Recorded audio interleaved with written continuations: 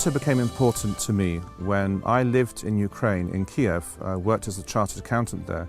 I was living 80 kilometers away from the Chernobyl nuclear power station.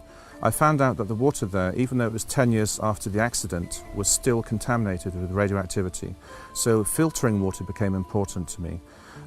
However, I wasn't satisfied just with filtration. I wanted to learn more about water. I got onto the internet and I discovered people like Victor Schauberger and Johann Grander. These are two separate Austrian naturalists or scientists who did a lot of research into water, totally independently, and came to some startling conclusions. Water is fundamental to life. But if you abuse water and put poisons into it and try and scrub them out, if you just leave the tiniest trace of that poison, are you happy to give that partially poisoned water to your children?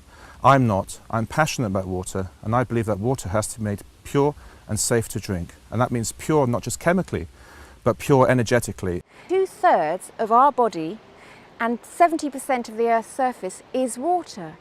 It's connected to all life on Earth. And the most fascinating thing about it is that it also stores information. Just as a seed contains all the genetic information it needs either to become a daisy or a parsnip or even a giant oak tree, so every water molecule contains its entire history.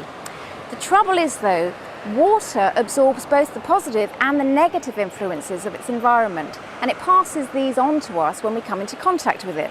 So if water's damaged, it stands to reason it can only pass on that negative information. If we poison our water, we're poisoning ourselves.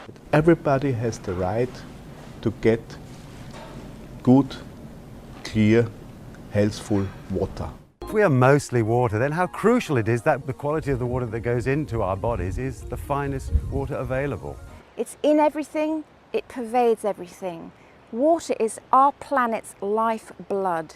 Tap water contains a whole mass of chemicals, including aluminium sulfate, which is used in water filtration, and estrogen from the contraceptive pill.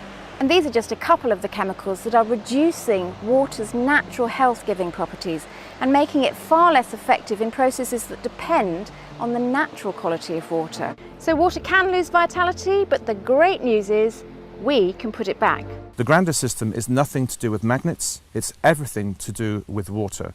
The Grander system uses highly energized water, which itself transfers this energy or information to other waters like the tap water that flows through the unit.